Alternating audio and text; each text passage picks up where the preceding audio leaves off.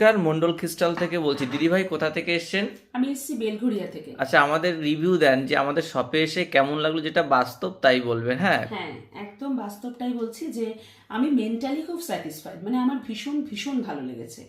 মানে বাইরে তো অনেক জায়গাতেই বিগত দিনে প্রচুর গেছি, বলতে পারি যে প্রচুর ঠকেছি। সব থেকে বড় ব্যাপার, সব জায়গাতে গিয়েই ঠকেছি, কম এবং বেশি। তবে এখানে যেটা সব থেকে যেটা বড় ব্যাপার সেটা হচ্ছে অরিজিনাল।